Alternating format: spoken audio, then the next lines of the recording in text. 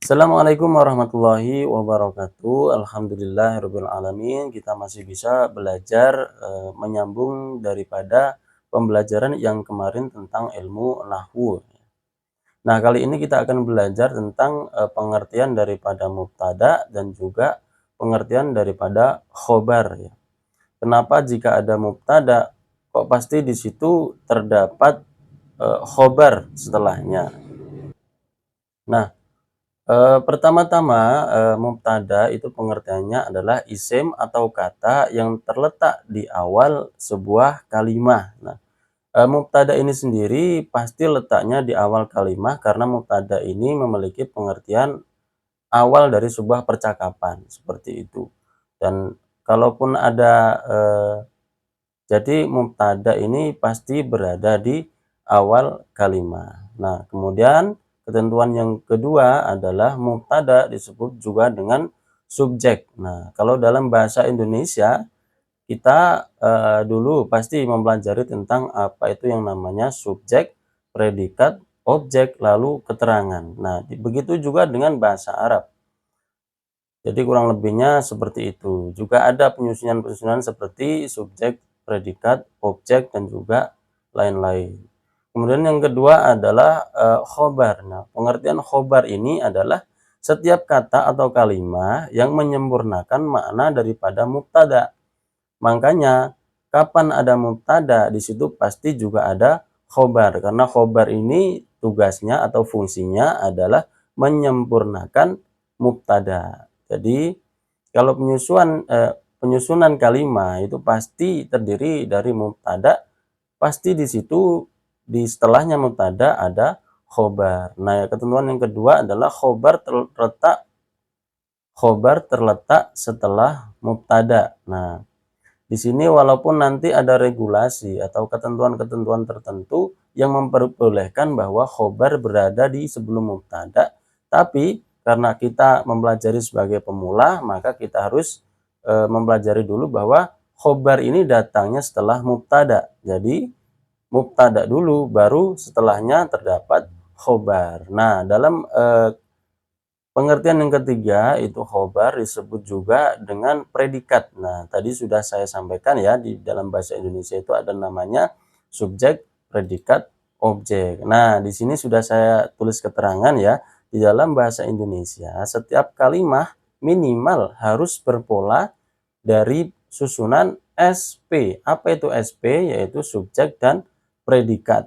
Nah, seperti contohnya saya memasak. Nah, saya itu adalah subjek seseorang yang dikenakan suatu pekerjaan, sementara memasak adalah predikat.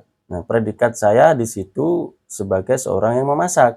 Nah, dari dua susunan kalimat ini maka dapat dipahami bahwa saya sedang memasak. Nah, itu dalam bahasa Indonesia ada subjek predikat. Dalam bahasa Arab juga seperti itu nanti di penyusunannya ya. Kemudian bisa juga SPO, subjek predikat objek. Saya memasak dengan api. Nah, objeknya adalah api. Atau SPOK, subjek predikat objek dan juga keterangan. Nah, begitu juga di dalam bahasa Arab. Kalau ada mubtada berarti juga harus ada yang namanya khobar ya, karena mubtada itu tidak bisa sempurna kalau tanpa khobar, karena khobar ini fungsinya adalah penyempurna daripada mubtada itu sendiri. Karena jika tidak ada khobar maka belum menjadi kalimat yang sempurna. Nah, di sini saya contohkan seperti lafal Hasanun mahirun. Hasan artinya ya, Hasanun mahirun artinya Hasan adalah seorang yang mahir atau yang pandai. Jadi hasanun ini sebagai mubtada dan mahirun ini sebagai khobarnya Hasan atau khobarnya mubtada. Nah, dalam bahasa Indonesia Hasan ini sebagai subjeknya. Kemudian mahirun ini sebagai predikat. Hasan adalah seorang yang pintar, yang pandai. Nah, harus terdiri dari dua susunan ini. Kalau cuman Hasan gitu aja, tiba-tiba ada orang bicara Hasan, Hasan. Nah, itu kalimatnya belum sempurna. Karena apa? Karena belum mengandung faidah di dalamnya. Kan di pertemuan kemarin kan kita sudah belajar apa syarat-syarat yang harus dipenuhi untuk menjadi sebuah kalimah atau kalam. Baik, sampai sini paham ya? Kita lanjutkan bahwa di sini khobar ini memiliki 3 pembagian. Kalaupun toh nanti ada yang mendefinisikan khobar pembagiannya cuma ada 2, yaitu khobar mufrad dan ghairu mufrad. Nah, ghairu mufrad ini ya isinya ya ini gitu. Jadi di sini saya perjelas dan saya bagi khobar ini menjadi 3 sesuai dengan perangkat ajar di kelas kita ya. Khobar. Nah, pembagian khobar yang pertama adalah khobar mufrad. Pembagian khobar yang kedua, khobar sibhul jumlah. Kemudian pembagian khobar yang ketiga adalah khobar jumlah. Nah, setelah itu, apa pengertian dari khobar mufrad? Khobar mufrad adalah khobar yang tidak berbentuk jumlah atau sibhul jumlah. Misalkan contoh, al-masjidu kabirun. Nah, al-masjidu ini sebagai mubtada'nya, kabirun sebagai khobarnya. Kalau di makna pesantren biasanya al-masjidu utawi masjid iku kabirun, besar atau gede. Nah, kenapa kok orang-orang pesantren itu memaknai al-masjidu utawi? Utawi dilambangkan dengan huruf mim biasanya ya. Mim itu menunjukkan mubtada dan kabirun iku. Nah, iku menunjukkan khobar yang biasanya maknai dengan huruf kho di atasnya, menunjukkan bahwa khobar, maka dia memakai kho. Nah, al-masjidu ini berbentuk kalimah mufrad, ya kan? Al-masjidu ini bentuknya mufrad. Kemudian al-kabiru juga harus mufrad karena sama dengan mubtada'nya. Kalau mubtada'nya mufrad, maka khobarnya juga mufrad. Gitu dipahami ya? Ini namanya khobar mufrad. Kemudian pembagian yang kedua ada namanya khobar sibhul jumlah. Nah, pengertian dari khobar sibhul jumlah ini adalah khobar yang berupa jar majrur atau zorof mazruf atau adawatul jar. Nah, adawatul jar di sini dikenal juga dengan huruf jar. Nah, di sini saya berikan contoh an-nujumu fis sama'i. An-nujumu bintang fis sama'i di langit. Nah, an-nujumu fis sama'i bintang-bintang itu di langit, begitu ya. An-nujumu. Jadi an-nujumu ini adalah mubtada yang dialamati dengan dhammah. Kemudian fis sama'i tidak sama seperti tadi ya. Kalau contoh yang tadi al-masjidu dia dhammah rofa. Al-kabiru juga dhammah juga rufa. Tapi di sibhul jumlah di sini an-nujumu ini alamatnya dhammah sebagai alamat rufanya. Kemudian fis sama'i di sini berharokat kasroh ya, fis sama'i. Nah, di sini adalah huruf adawatul jar atau jar majrur di sini adalah fi. Jadi an-nujumu fis sama'i contohnya. Paham ya sampai sini? Kemudian di pembagian yang ketiga di sini ada khobar jumlah. Nah, apa pengertian dari khobar jumlah? Khobar jumlah adalah khobar yang berupa jumlah, baik itu jumlah ismiyah ataupun jumlah fi'liyah. Nanti ada pertanyaan lagi ya, apa yang dimaksud dengan jumlah ismiyah dan jumlah fi'liyah? Nah, di sini saya jelaskan bahwa jumlah ismiyah adalah susunan kata yang dimulai daripada isim. Kemudian jumlah fi'liyah adalah susunan kata yang dimulai dari fi'il. Jadi begitu. Jumlah ini maksudnya susunan. Kemudian fi'liyah atau ismiyah itu adalah penamaannya. Jadi jumlah fi'liyah berarti susunan fi'il. Jumlah ismiyah berarti susunan dari isim. Diawali dengan isim atau diawali dengan fi'il. Di sini saya berikan contoh adalah Ahmadu abuhu mudhirun.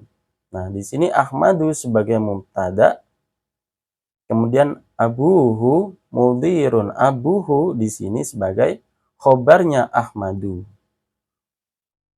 Jadi di sini adalah contoh jumlah ismiyah karena ini dimulai dari susunan kata isim. Kan abuhu ini isim, dia sebagai isim. Jadi Ahmadu abuhu mudhirun. Ini sebagai contoh jumlah ismiyah. Kemudian di contoh jumlah fi'liyah di sini ada Muhammadun kharaja minal baiti. Muhammad keluar dari rumah. Nah, kharaja minal baiti ini merupakan jumlah fi'liyah karena dia tersusun dari dimulai dengan kalimat fi'il yaitu kharaja. Nah, jadi Muhammadun kharaja minal baiti. Kalau di mana pesantren ya Muhammadun utawi Muhammad, ini nama orang Muhammad ya, iku kharaja minal baiti. Metu dari saking oma atau kharaja metu sapa Muhammad minal baiti saking oma. Jadi seperti itu ya. Nah, kemudian ketentuan dari mubtada dan khobar. Ketentuan dari mubtada dan khobar ini yang pertama mubtada dan khobar merupakan isim-isim marfu. Isim-isim marfu ini adalah isim yang rofa atau dibaca rofa. Di sini saya berikan contoh at-talamidzu ya, nasyitun yang artinya murid-murid sedang bernyanyi. Nah, di sini at-talamidzu dibaca rofa dialamati dengan dhammah, kemudian nasyitun juga dibaca rofa dialamati dengan dhammah. Nah, ini adalah ketentuan mubtada khobar yang pertama. Mubtadanya rofa, khobarnya juga dibaca rofa. Nah, ini menjadi ketentuan mubtada khobar yang pertama, yaitu merupakan isim-isim yang marfu atau dibaca rofa. Kemudian ketentuan daripada mubtada khobar yang kedua adalah mubtada dan khobar harus selalu sesuai dari sisi bilangan. Bilangan itu artinya adalah kalau satu ya satu khobarnya. Kalau mubtadanya dua ya khobarnya dua. Kalau mubtadanya jamak atau banyak, maka khobarnya juga harus menunjukkan makna jamak. Di sini saya berikan contoh al-muslimu hadirun. Satu orang muslim atau seorang muslim hadirun telah hadir. Nah, di sini kan satu muslim, satu orang hadir. Nah, jadi mubtada dan khobarnya serasi, sama, memiliki arti mufrad atau satu. Kemudian contoh yang kedua ini adalah contoh musanna atau musnasna yang memiliki arti dua. Contohnya al-muslimani, dua orang muslim, hadirani, telah hadir. Nah, di sini menunjukkan arti dua karena al-muslimani terdapat alif tasniyah. Jadi dua orang muslim, hadirani, maka di khobarnya juga harus menunjukkan makna dua atau tasniyah yaitu alif tasniyah ini, hadirani. Jadi dua orang muslim telah datang, kedua-duanya itu telah datang, seperti itu. Kemudian di contoh yang ketiga yaitu contoh dari jamak al-muslimuna, orang-orang muslim, hadiruna, mereka telah datang. Hadiruna telah datang semuanya. Jadi al-muslimunya di sini terdapat wawu jamak yang menunjukkan arti banyak, lebih dari tiga, tiga atau lebih. Kemudian hadiruna juga terdapat wawu jamak sebagai khobarnya mubtada. Karena mubtadanya ini menunjukkan wawu jamak yang memiliki arti banyak, maka khobarnya juga memiliki wawu jamak yang berarti banyak. Ya, seperti itu ya. Jadi sangat mudah dipahami ya. Ini contoh yang mufrad, ini contoh musanna tasniyah, kemudian yang terakhir ini contoh jamak. Nah, yang ketentuan yang ketiga di sini mubtada dan khobar harus selalu sesuai dari sisi jenis. Nah, tadi dari sisi bilangan. Bilangan itu jumlahnya berapa? Nah, di sini dari sisi jenis. Kalau dia muannas, mubtadanya muannas, ya khobarnya harus muannas. menunjukkan arti perempuan. Kalau dia muzakkar memiliki arti laki-laki, maka khobarnya juga harus memiliki arti laki-laki. Contohnya al-muslimu sholihun, seorang muslim yang soleh, begitu. Jadi ini menunjukkan arti muzakkar. Jadi seorang muslim ini adalah seorang yang laki-laki. Al-muslimu sholihun. Berbeda dengan contoh yang di bawah ini, yaitu al-muslimatu, seorang muslim, artinya sama juga, sholihatun, seorang yang soleh. Cuman berbedanya di sini ada tak marbutoh yang menunjukkan dia adalah seorang perempuan. Maka khobarnya di sini juga harus dikasih tak marbutoh untuk menunjukkan bahwa dia adalah seorang perempuan. Jadi al-muslimu sholihun, kalau al-muslimatu sholihatun. Nah, sangat mudah ya. Jadi itulah gambaran atau penjelasan daripada materi kali ini, al-mubtada wal khobar. Apa itu mubtada dan khobar, dan bagaimana pengertiannya dan ketentuannya. Jadi saya kira cukup sampai di sini dulu. Kurang lebihnya mohon maaf. Wallahu a'lam bishawab. Wassalamualaikum warahmatullahi wabarakatuh.